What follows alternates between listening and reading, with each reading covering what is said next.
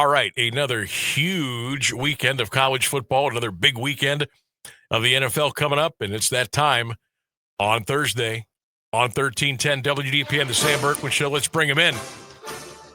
Ross Benjamin, wagertalk.com. Happy Thursday, Ross. How are you doing this afternoon? I'm doing great, Sam. A lot better since I joined you just now. Hey, that's what we like to hear. That's what we like to hear. I've been following along. You've been doing really awesome stuff, and not just on football, hoops. You've been tearing it up, so it's good to have you back here on this Thursday afternoon. When we get to this point in the season, Ross, most college teams have 2 games to play. Some will have 3. As a handicapper, are there like levels of, okay, and I'm not saying it's easy because Lord knows it is not, but the more games that you get in, you get more trends, more angles, more information. Does it get a skosh easier, or is it still just really tough? Actually, it probably gets a little bit tougher, because I only say that, Sam, because as the season progresses in both the NFL and college football, the lines get a lot sharper. Yeah, true. Maybe we feel like we get a better grasp on each team. The lines makers definitely do, because if you stop and think about it, at the beginning of each season, maybe the first 4 games in both college football and the NFL, the lines makers are basically going on projections rather than what they've seen or knowing what they're going to get. So I would say it gets tougher and more challenging. That's not to say you can't win. You just have to do your homework, but the lines are a lot sharper. So without being disrespectful, the novice bettors out there that are just looking at what they've seen the last couple of weeks and looking at the lines now and thinking they're picking out something easy. More times than not, when it comes to sports betting, especially the NFL and college football this late in the year, if it looks too good to be true, more times than not it is, Sam. Yeah, I got to tell you, my dad, rest his soul, he dabbled probably more than I'll ever be able to find out. But that was cool because he kind of got me into it at a young age. He always says, if you're going to get him, you got to get him the first 2 or 3 weeks or forget about it. That's what he always used to say. He said it was like a good starting pitcher. If you don't get to him in the first 2 innings, you're not going to get him. Yeah. And there's a lot of truth to be told by that. Yeah. It doesn't mean that you can't have a bad couple of weeks to start and not finish strong. Again, let's put it this way. If you have the slightest bit of edge over the odds makers when it comes to college football and the NFL, it's early on for all the reasons I just alluded to and what your dad said, God rest his soul. Yeah, no doubt. Ross Benjamin is with us. He is the guru, the sports handicapper, wagertalk.com. We will put up all of his information for you on the screen as we go along here today, the Weekend Warrior package, direct access to Ross and his picks, so keep an eye on the screen. Ross, let's start in Soonerland. Number 8, Oklahoma, is hosting number 22, Missouri. The Sooners are laying 7.5. Low total here at 42.5. What do we look for here? Yeah, I could understand why it would be a low total, because Oklahoma's pretty good defensively and Missouri's not bad themselves. I don't understand Oklahoma opening up as a 9-point favorite and then coming down to 7.5. And the only thing I could think of is some of the sharps out there are thinking that Oklahoma is going to be in for a little bit of a letdown. After beating Alabama on the road, right? Yeah, maybe. But I don't buy it, because, Sam, Missouri's down to their backup quarter, actually the third-string quarterback. The backup got hurt and out for the year. And this kid they got in now is averaging 53% passing since he's taken over. He has thrown for 4 touchdowns. But if you look at their last couple games, look at Missouri's rush yards and pass yards splits.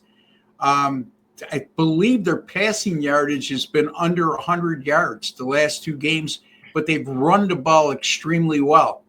And then you look at Oklahoma. What's the one biggest thing they do on the defensive side of the ball that sets the trend for their good statistics is their ability to stop the run. So I just don't think this is a good matchup for Missouri in that regard. And I would have a lean toward Oklahoma here. All right, Ross going with Oklahoma there with a lean against Mizzou. That ball game is in Oklahoma. All right. This is an old Southwest Conference matchup here. Arkansas at Texas. Hook 'em Horns at home in Austin. They're ranked 17th in the country. They're given 8.5 to the Hogs. What is the read on Texas, Ross? Who are they? Yeah, they're sort of schizo. They could look awfully good at times, and then on other occasions they lose to Florida in Gainesville. It's hard to get a read on them. Arkansas is not hard to get a read on. They've lost 8 in a row, okay? And a lot of them have been close games. They just find ways to lose. And when teams find ways to lose, that pattern to me doesn't go away. Now it's a matter, okay, could they get in? The bottom line is this, to me, this is a very low number when you consider Texas was in the race to become a college football playoff team up until a week ago when they got knocked off. And now here they are at home against a team that's lost 8 in a row, and they're a single-digit favorite. So I would have a small lean, I guess, toward the Longhorns. I just think Arkansas is getting the money because everybody's down on Texas, and Arkansas has played in so many close games that they feel like this is a hard team to blow out. Small lean, I'm going to stay away from this game, but if you put the proverbial gun to my head, small lean on the Texas Longhorns here. Ross Benjamin, wagertalk.com. That's wagertalk.com. You want to get right to Ross, wt.buzz/RB, and we'll put up that Weekend Warrior package graphic for you in a minute. All right, this one, I don't know. Number 7, Oregon hosting number 15, USC. The game is in Eugene. The Ducks are laying 10.5. The total fluctuating 59, 59.5. I've seen a 60 here and there. But USC is kind of fighting for their playoff lives here, Ross. But do they match up well with Oregon on the road? I don't think they do. I mean, here's the thing. You look at Oregon defensively, they've been extremely good all season long.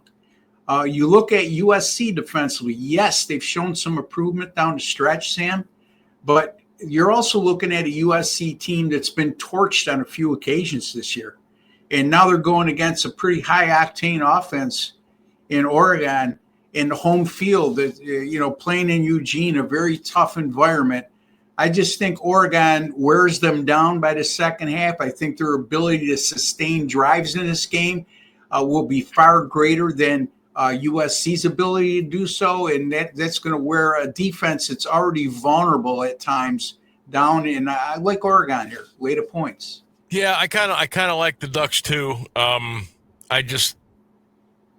USC, they kind of remind me of Texas a little bit. It's like, okay, everybody's all over them if they're winning. Like, okay, here they come, they're back, they're this, they're that. But if they lose, people just like they jump off, and it's just like you kind of remind me of Texas a little bit.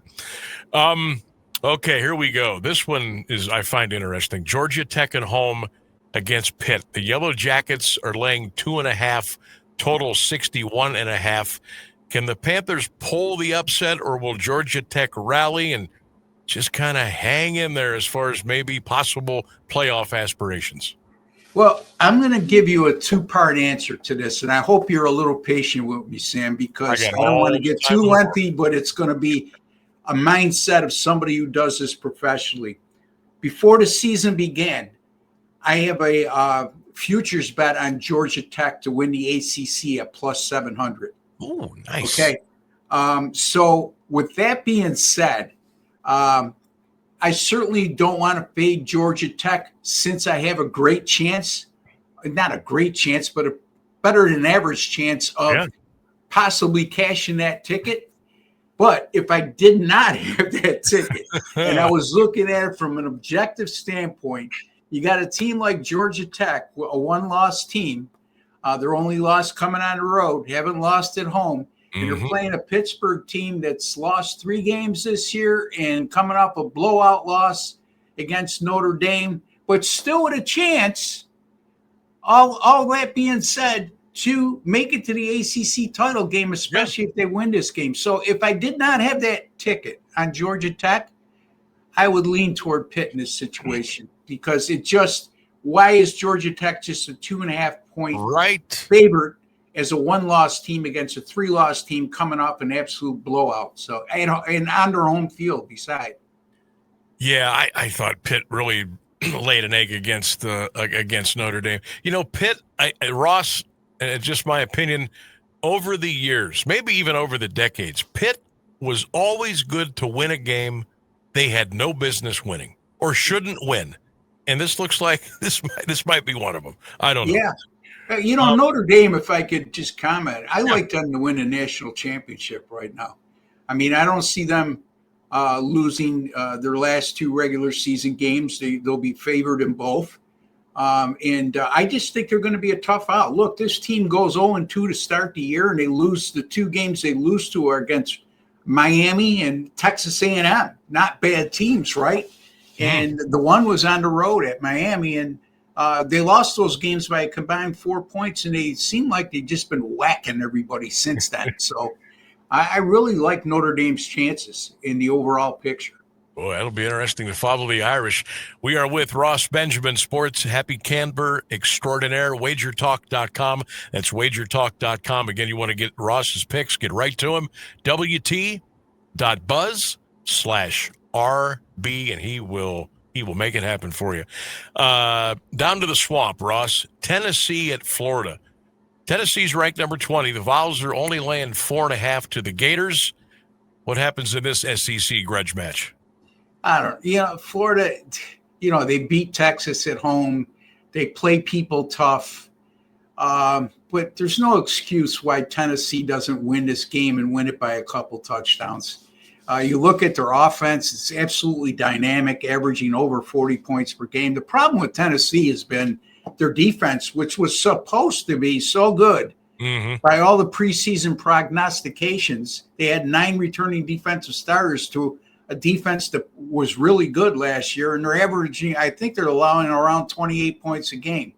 But again, a game that I would be very hesitant to use because it looks like Tennessee, to me, I don't know why they would have an excuse not to win, but win handily in this game. So you never know. And Florida's one of those teams, they're hard to blow out, and they pulled off a couple surprises this year. But they're playing with a lame duck coaching staff, so I would say just stay away. Yeah, maybe a good one to pass on. All right, last college game before we turn it over to the National Football League.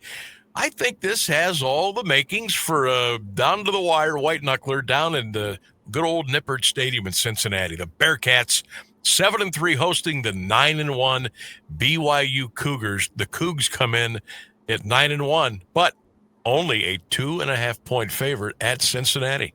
What do you say, Ross? Well, Cincinnati coming off a home loss last week, but it was damaging to their Big 12 title hopes, but they're still alive. I mean, they're only 1 game behind BYU in the Big 12 standings with 2 games left to play for each team. So I think that, Cincinnati could right the ship real easy because I believe as much as there's a jam-packed toward the top of the standings in the Big 12, I think I won't go out on a limb, but I'm pretty sure the first tiebreaker is head-to-head. Now, when it gets into 3 or 4 tiebreak teams with a tiebreaker, I don't know. But in any event, I like Cincinnati here. I am not sold on BYU. I really am. I know they look good last week. I know they're physical. And I think Cincinnati's a wounded animal right now, and I just don't see them losing back-to-back home games, Sam. Yeah, I don't either. That's going to be the big Fox game Saturday night. That place is going to be hopping. It's not a terribly big stadium. It holds about 38,000. They'll get after it down there. And I thought BYU, got exposed against Texas Tech a couple weeks ago, and I'm not buying the BYU Cougars either. Ross Benjamin is our guest. Ross, tell us about the big Weekend Warrior package that people should get into and get a hold of. Well, I went 6-2 with that package last week, including winning both of my 5% best bets, one in the NFL, one in college football, and $49, folks, will get you all my Saturday college football premium picks. including any best bet that I put out, and also Sunday NFL, same thing. Anything I put out plus the best bet. And then I will have a play on Monday. So we're not only giving you Saturday and Sunday in the NFL and college football, but also Monday as well as part of this package for $49. And folks, my best bets alone go for $35 individually. So you could do the math and see the savings that you get with this. And college football is still cooking along here, Sam, up 52 units for the season. Oh, yeah. I'm number 2 in units earned, number 1 in win percentage, and number 1 on return on investment at Wager Talk with college football. Last year, I was number 1 in all 3 categories in college football. In 2023, I was number 2 in all 3 categories. So in my college football and NFL over the since September 11th, we're on a 51-32 run with those picks, somewhere around 62%. So when you couple that all together with the combination of NFL and college football, I think I've had 2 losing weekends in college football and the NFL combined since the second week of September. So it's a big deal. That is awesome. That's what they call getting the bag. 51-32 for Ross. Check him out. Weekend Warrior package, only $49. And again, get right to him for his picks at wt.buzz/RB. All right, let's go to the National Football League. Kansas City at home against the Indianapolis Colts. The Chefs are laying 3.5 to Indy. Ross, what do you got? Yeah, the Chiefs are 5-5. The likelihood of them winning the AFC West right now really was diminished with last week's loss. But I could see a team coming out of the AFC with 7 losses as a wild card. So I wouldn't count them out yet. Okay. Now, it's easy to kick a team when they're down. And Kansas City, certainly to the delight of many AFC followers, especially followers of teams in Western New York here, are delighted when they see the Chiefs down and out right now. But I think they're going to be a dangerous wounded animal here. The term I like to use, and you'll hear that time and time again, playing at home, and they're 5-5, and they're better than a field goal favorite against an 8-2 team in Indianapolis. I'm not sold on Indy yet, Sam. I'm not sold. Daniel Jones has had a terrific year, but do I fully trust him? No.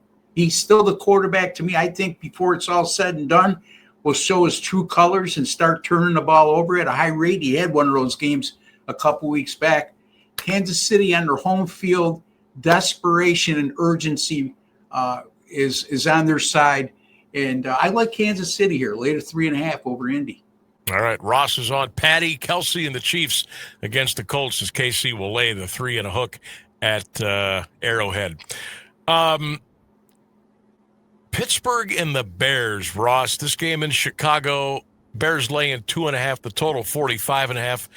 I don't know what's going on with Aaron Rodgers with his the possibility of being out and injured with maybe a break in his left wrist. Still a small line here. Bears, Pittsburgh. What do you think? Yeah, well, he practiced today by all accounts. Okay, I don't know what that means. I know he's still got something on his left. It's his left wrist, if I'm not mistaken, not his throwing hand. Chicago at home, laying a small number. As far as a 7-3 team goes, they're being outscored for the season. Yet they're still 7-3. But the caveat here is that they find ways to win, Sam. They find ways to. They've won a lot of close games this year, and if you look at this line, the odds makers expect a close game. So I'm going to have a lean towards Chicago here. Maybe even on the money line, if you can get minus 145 or less. You hate to win a game by 1 or 2 and not win because you laid 2.5. Right. So I wouldn't be opposed to laying 2.5 up to 3. But if you can get minus 145 or less on the money line, that's the way I would go with this game. There you go. Ross Benjamin, wagertalk.com. That's Ross Benjamin. Check him out, wagertalk.com, and get that Weekend Warrior package, only $49 for a whole weekend of winners. All right, I'm going to go with one more before we talk about the circus out in Vegas coming up here on Sunday. Ross, the Jacksonville Jaguars at the Arizona Cardinals. This line stinks. Jacksonville opened at 2.5. They're up to only 3. The total 47.5. Jags, if they can catch fire, I think they can make some noise. Arizona, I'm not so sure they're still interested in playing football. Why is this only a field goal on the road for Jacksonville? Very good question. And, I just think Jacksonville's a player. I really do. I mean, if you look at Arizona, they allowed 40-plus points in each of the last 2 weeks. They're certainly not playing defense, that's for sure. Now, on the positive side, Jacoby Brissett has probably played his best football in his career since taking over as a starter for Murray there because of his injury. But I just don't trust a team that can't stop anybody the way Arizona right now can't. The problem with Jacksonville, and probably the biggest reason why they're minus three is their inconsistency, They'll play like gangbusters one week and then lose to somebody they should be blowing out the next. But I just don't see how this is a good matchup for Arizona. I think Trevor Lawrence has a big day here. And I just think that you're asking way too much out of Jacoby Brissett when his defense gives up the kind of yardage and points they have the last couple weeks. Ross Benjamin. Check him out, wt.buzz/RB. Get right to him. Get those picks. And don't forget the Weekend Warrior package for only $49. All right, Ross, this is our last one. Yay, the Raiders and the Browns out at Allegiant Stadium. Line is at 4 right now. Vegas laying the 4. It opened at 2.5. It went to 3. It went to 3.5. Now it's at 4. Actually went to 4.5, and now it's back down to 4. Shador's going to get the start. Browns have some injuries on the O-line. Vegas is, quite frankly, not a very good football team. No. What do we see Sunday afternoon out in Sin City? Well, Cleveland, I wrote it down here, on the road since last year, 2-12 against the spread, being outscored by 14.1 points per game. How do you go with the total here? Both teams are terrible offensively. Yet, do you take an under 36 in an indoor stadium? That to me tells you what kind of game they expect. A real snooze fest. Crap. It's the lesser of two evils here. I don't have an intelligent opinion on who to take in this game. Sam, do you? No, I was going to tell you, Ross, this is one where I wouldn't even do the proverbial holding of the nose to make a pick. I wouldn't touch this game with a 20-foot pole. Yeah, there's a lot better games on the board on Sunday. Yeah. How do you trust Vegas as better than a field goal favorite? And then Shedeur, if what I saw in a small sample from Shedeur Sanders last week is any indication of how his career is going to progress, I can't trust him, at least not at this juncture. I wouldn't throw in the towel with the kid. But at this juncture, I don't have confidence that all of a sudden he's going to get it in a 6-day preparation time. Yeah, that whole thing, and I mean that whole thing is a work in progress. Ross Benjamin, wagertalk.com. Get right to him. Get those winning picks right now. All you got to do is just get on. wt.buzz/RB. And again, that Weekend Warrior package available for only $49. Ross is on a heater. There you go. wt.buzz/RB. Ross, always appreciate the visit. Have a great weekend, and we'll talk to you next Thursday. I got one thing to say. Yes. 3 words, I should say. Let's go Buffalo. Let's go Buffalo. All right. Nobody circles the wagons. All right, Ross. Have a good weekend. All right. Take care, Sam. He goes Ross Benjamin from wagertalk.com.